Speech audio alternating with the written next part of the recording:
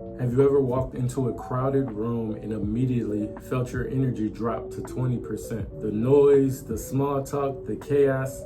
If you're an introvert, crowds can feel like a full-on contact sport against your peace of mind. But today, I'm going to give you 5 real strategies that you can use in the midst of a crowd in order to stay grounded, recharge, and win every time in one of those scenarios without having to pretend or be someone you're not. By the way, my name is Dre, and on this channel, I don't teach introverts how to be louder or be more extroverted. Instead, I teach introverts how to take control, how to stay true to themselves, and how to move with quiet confidence. With that being said, today's video is for those moments where you find yourself in the middle of a crowd, whether that's at a networking event or a work function, or maybe even a busy restaurant, and you're wondering to yourself, how am I going to get through this? Let me break it down to you. Number 1, arrive early and claim your space. This is a super underrated move. If the event starts at 7 p.m., I want you to walk in at 6:50 p.m. Because when you arrive early, you have the power to choose where you want to be. You can position yourself near the edge of a room, you can claim a seat with a wall behind you, or you can just settle into a spot before the energy builds. As people trickle in slowly, you are naturally being eased into the room versus getting slammed with full-blown chaos. You also get to meet 1 or 2 people early on, which is a lot more natural than you just trying to walk into the middle of some random group conversation.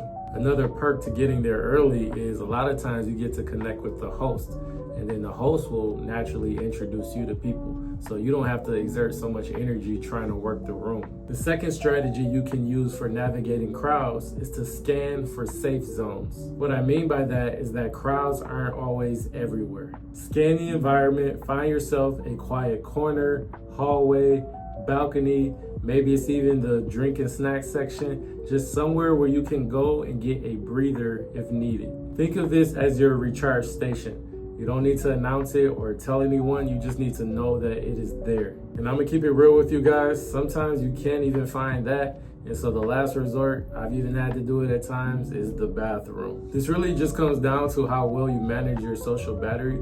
So going into any crowded space or environment, you really wanna have some sort of a plan on how to regulate your energy.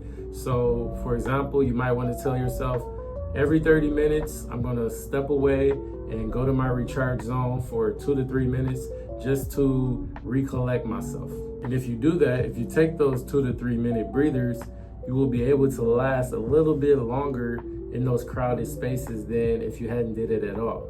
Not that you even want to stay longer, but I'm just saying sometimes you have to. The third strategy that I recommend for navigating crowds, and this one is actually my personal favorite, is to observe like a pro, aka people watch. Not in a creepy way where you're just like staring people down, but in a genuine way where you are finding a spot, whether you're sitting down or standing up, and just watching how people move, how they interact with one another, how they connect, looking at body language, social cues, group dynamics, all of those things. Not only do I find that very entertaining, but a lot of times it's also very insightful. It's kind of like you're in a live, unscripted documentary and you are the director behind the lens. What I love about this strategy too is that it allows you to build confidence in your own presence. I've noticed a lot of people when they are standing or sitting alone by themselves, they start to look awkward and act awkward because you can tell that they're not comfortable being by themselves. Oftentimes you'll see these people either fidgeting or fake scrolling on their phone, or desperately scanning the crowd, looking for a familiar face that they could run to because they are uncomfortable being by themselves. But when you stand in your own presence, grounded, aware, intentional, there's power in that. You're not hiding, you're not trying to blend in or force small talk.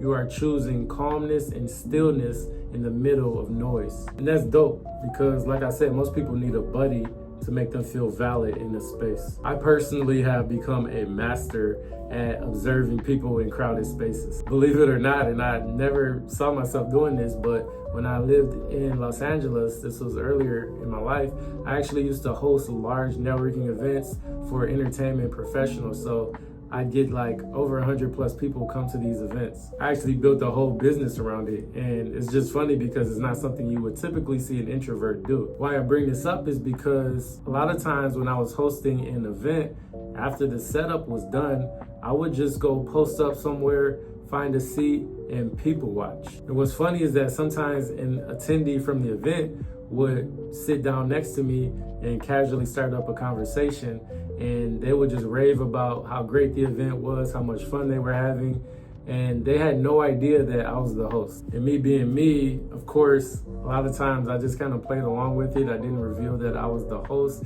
I didn't want any extra attention on me. What was interesting too is that sometimes folks would assume someone else was the host because that person was loud or working the room. These experiences were actually satisfying for me because it showed me that I could still have a certain level of power and bring people together and bring value to people's life without having to perform or put on a show and be someone that I'm not.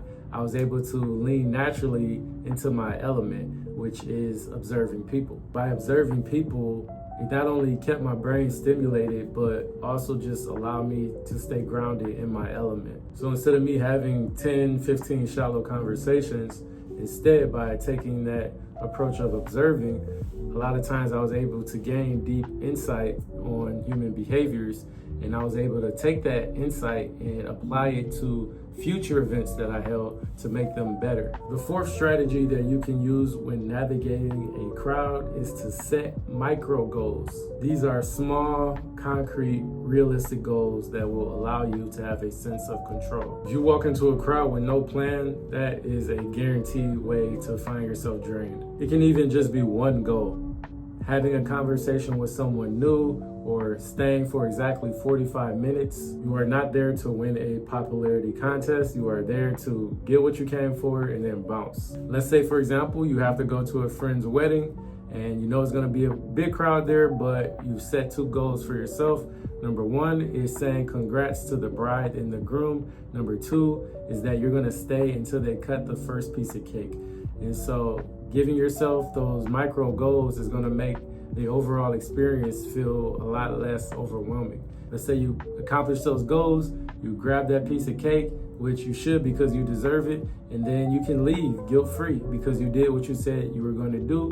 You accomplished those goals that you set out for yourself. The fifth and last strategy for navigating those crowds is to plan your exit and your recovery. Know when you're going to leave and how you're going to leave. I always have a time limit when I have to attend a crowded function. And this goes without saying, but drive yourself there. And sometimes the crowded social function can be even more draining than you anticipated. So give yourself permission to leave when you feel your social battery getting low. And have those exit lines ready. Hey, I got an early morning tomorrow, but it was nice meeting you. Or I gotta go take care of something, but I'm glad we had the chance to talk. And once you're out the crowd, it's time to celebrate, it's time to recover. This is actually the most important part.